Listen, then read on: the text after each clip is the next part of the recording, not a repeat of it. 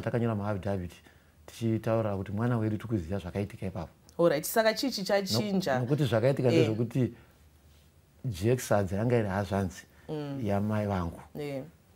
Oliver Mtukudzi akatorwa namai vangu achiridza magitari ezvibanjo eOliver. Nobva ndine munhu anogona kusponsa kuti uridze magitari. Saka nobva Oliver atanga kuti sisi kuna mai vangu.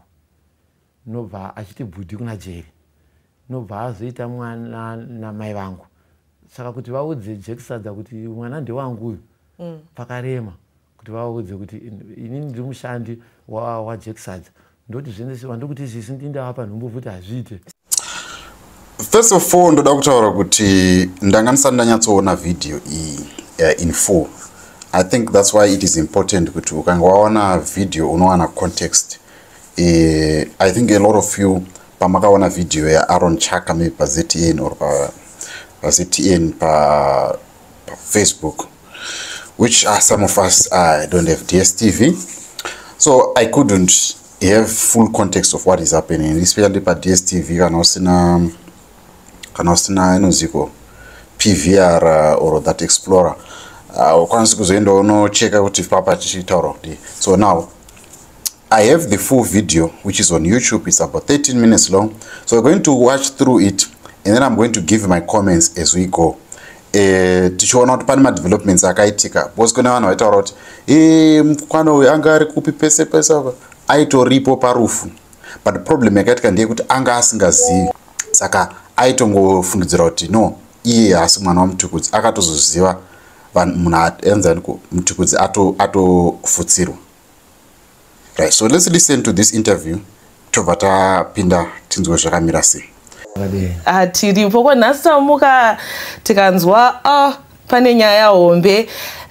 Amai vako Rozi vakauya vakati kuH Metro ndine mwana wa Oliver Mtukudzi. Oliver Mtukudzi tinoziva kuti zvanozikanwa ane mukurumbira not only muZimbabwe but nyika yese, and munhu wese ari kutaura nezvazvo. Inyaya yechokwadi here? Inyaya yechokwadi. Utori mwana wa Mtukudzi?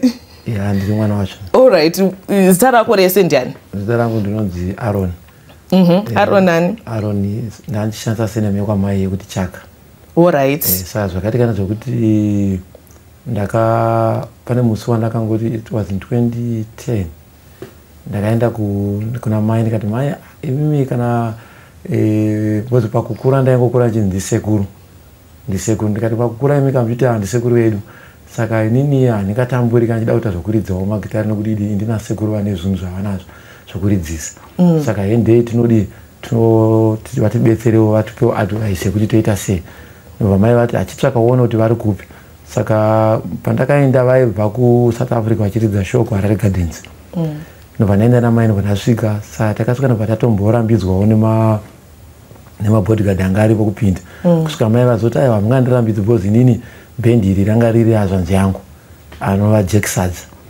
Nobva vazoti vakandoudza baba kuti kune mukadzi ari kupopota ukara kuti ini hamungandirambidzi kuti ndipinde. Nobva vauya vega vasvika nobva vati ndakati hauine mwana kubhendi. Saka inini handina kunzwisisa hangu kuti mwana yacho iri kurevei. Ndangoti pamwe mwana iri kureva kuti ani muri kupaona apa. Problem yakaitika ndeyekuti paakaenda one thing chandotobata apa ndechekuti first of all pakatoenda Aaron kunoona akatoenda mai vasati vatomuudza kuti ava ndibaba wako, akatoenda aitonzi ndisekuru. That's number one. And number two, vakaudza kunzi hamuine mwana kubhendi. And the number three panyaya iri apa ndepekuti mukomana uyu akatoenda song yekuti hazvireve rudo handina yanga yatoimbwa kare, yanga yatoine because yakabuda 2005 if I'm not mistaken. Pakabuda album rekuti now it was 2005, yes, ndo pakabuda song, which means yanga yatoine 5 years yaitwa, but still up to that time mai vanga vasati vaudza mukomana kuti chi ava ndo baba wako. And tichazonyatsonoona kumberi uku kuti chi why zvainetsa kuti mai ava vaudze mwana uyu kuti mwana anga ari wa Oliver Mtukudzi. Anozvibata. Let's go ahead achitaura achitsanangura because iya video yanga yakakatwa mwana mudiki kana kuti sekuruka vanongona kuti kune hazvanzi yavo mwana Mwana angauye kumabhedhi. Zvanzi munonzi yana yekumba nobva tabva watadzokera kumba mangwana mai vakaenda vega kunotoni. Nobva vasvika nobva vandoona baba nobva vati mukomana wacho ngauye kuno. Saka indakazoenda mangwana acho nobva ndasvika kumba nobva ndanzi vaenda kupakare payo. Saka vaenda kupakare payo nobva ndateera. Ndasvika kupakare payo vasati vaapo nobva ndasvika ndakamira. Pavakasvika nobva vanzi mwana wangu wauya. Ndikati ndauya. Saka ini mwana ndakangoti sezvo ndaimbonzi ndisekuru. Ndangoti mwana acho ndiye kuti chi ndiri mwana weyazvanzi yavo. Nobva zvanzi alright vakomana vakatondindorodza kuna vakomana vaivapo vaita zvemusic. Zvikanzi uyu mwana wangu. Saka kana aida kuridza mogona kuridza naye, kana muda kuti aite zvake momutsvakira bhendi rekuti aridze mumudzidzisa zvekuti aite. Nobva tazogara pasi zvikanzi une imba here? Ndikati imba handina. Zvikanzi une mota here? Ndikati mota handina. Zvikanzi ndichakutsvakira mota neimba, asi ndichazondokupa introduction kune vamwe vana vari kumba. Saka by that time ndandakaroora ndandine mukadzi nemwana 1. Nobva ndadzokera kumba. Saka ndakaita 3 days ndichiinda ndichitodziswa zvekuti zvandakadziswa naumwe wakomana akandzisa ipapo. Saka mukadzi wangu akazoshayika, handina kukwanisa kuzodzokera. Alright. Saka makatanga kuvaona mune 10 years and then mobva mazonzi mudzoke makadzoka mato nemukadzi. Alright. Vaona mune 10 years and then mobva mazonzi mudzoke makadzoka mato nemukadzi.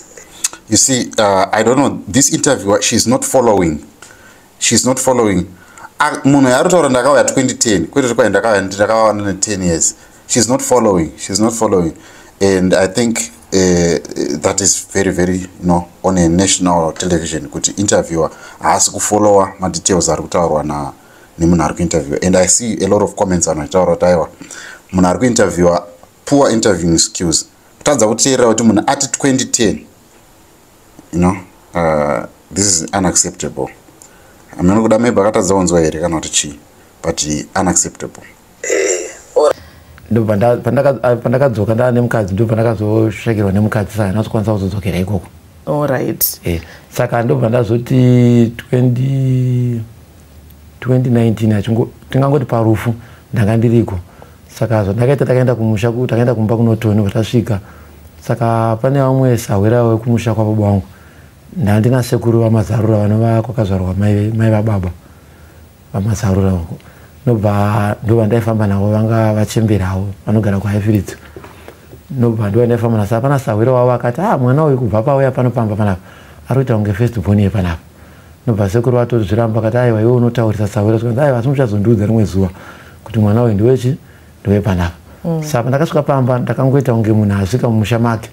Ndabva ndatanga kukondorora system yepamba pese, vana mai vangu vasipo vaenda kupala. Ndakondorora system yese, ndaikondorora chikafu chehama nechichi zvese. Saka pakazouya box. Ndobva ndanenzwa kanzi panoda kuti ritakurwa nemasawira kupinda mumba. Ndobva panzi Oliver Tuku anga asina sawira. Sawira yake anga wajeri chete anova zvanzi yamai vangu. Ndobva saka ende mai tinobata. Saka pana akandirambidza wokubata mumwe musoja anga aripo. Ndobva ndati aiwa ungarambidza kuti ndibate because uyu akabata sekuru wangu kumusha pakafa sekuru wangu anonzi Jeri. Saka ndofana kuti ndibate box ndipinde mumba. Ndobva tabata ndobva tapinda mumba. Saka tisati tapinda mumba pane ka distance karipo kekupinda mumba. Pane mapicture frame maviri. One hombe uko ranga rine picture yababa. Rimwe futi rine picture yababa akabata gitari. Saka mapicture frame akadona. Ndobva apwanyika. Ndobva sauri yati ndakudzai kuti kudi hapana mhepo apo. But papinda mukomana waye nebox akabata. Mapicture frame adona. Muchazondudza kumberi kuti nyaya ndaitaura. Saka panguva iyoyo mamusingazive? Ndasingazive panguva iyoyo. Saka tagara tadaro ndisinga. The long and short of this, let me just summarize tozoenda kumberi. The long and short of it ndeyekuti mukomana uyu akanga asingazivi. And madhara aizviziva kuti uyu mwana wakwaMutukudzi. And right now pakati apa mukazonoona video yachina yese akatoenda kuHigh Court and everything. Vana vamunini vanin'ina va the late Oliver Mutukudzi vakatosaina maaffidavit vachiti uyu mwana wetinomuziva, which means kuti the whole family yaitozviziva kuti kune mwana ariko. Iye ndiye anga asingazivi. Just imagine how painful it is. Saka vanhu vazhinji vari kutaura kuti no anga aripi parufu pese apa. And then let's get to the part yaanotsanangura nyaya yekuti izvo the reason why mai vakatadza kumuudza kuti uri mwana wamutukudzi and vakazvihida for this quite long time. Let's get to it.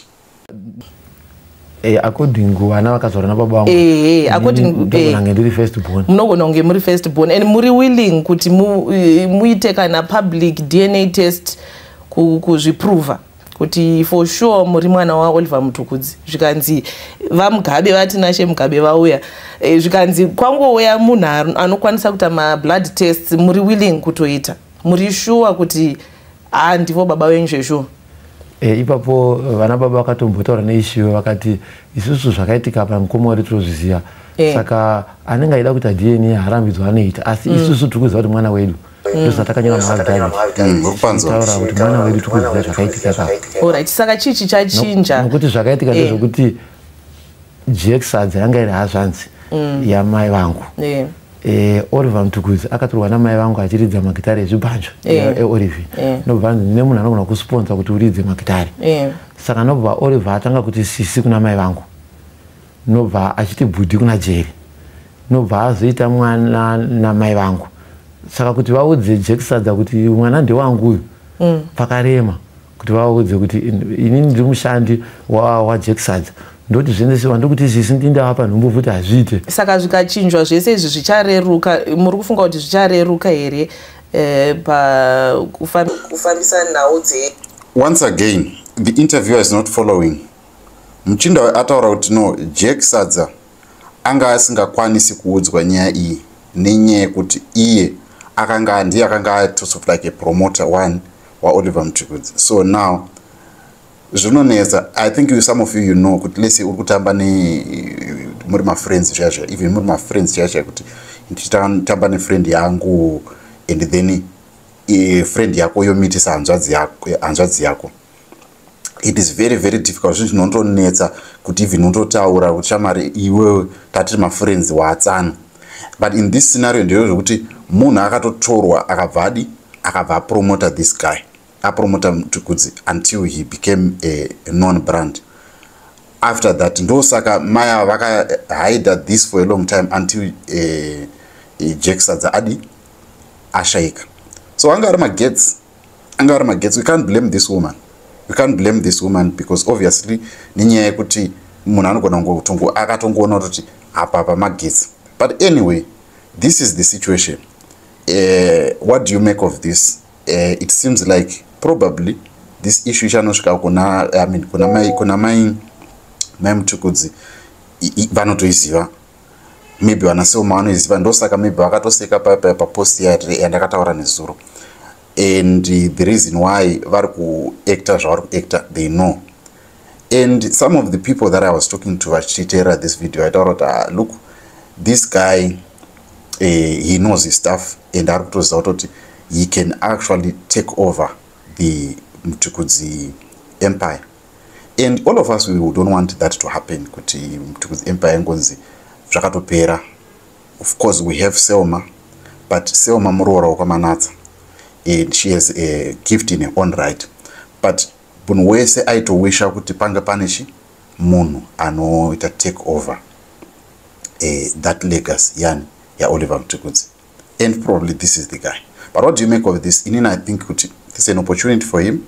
But hanzi kuna mama days ni vamwe kwakaipa. But inini ndo zvandiri kuona sokuti inini personal, if you are to ask me, this is an opportunity for the legacy to be revived.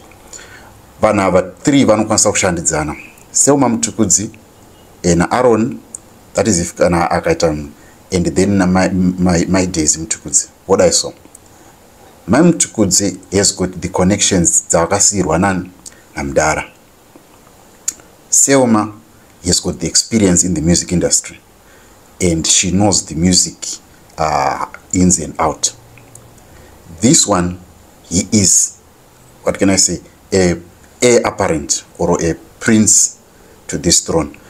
Vanokwanisa kuti he might have the talent. Pane munhu akatonyora akatoti no, this guy atori more than 1000 songs dzainyora, because ainyora masongs achikura. He might have the songs and everything, but he might lack experience yekuzokwanisa kuzoita fit in. So now they can work together. Vonga vachitoenda vese kumashows, vachinorova mashows, Selma Mutukudzi featuring Aaron Chaka, what, you know, and Borwa Matos Esairwana and Oliver Mtuku. Of course, they may not duplicate what he did, but the legacy that has been created by him, it cannot be unmatched. So, Voyenda, Maiwachi put a booking, they negotiate, could maybe you vote 40%, Avosara Voshiachi, 30-30 between Seoma and Aaron. This is my thinking, because I think there could be a workable solution. But what do you think? What do you think would be the solution to this issue? And what do you think could Mai Mtukudzi do and in this war scenario? Tell me all that in the comments.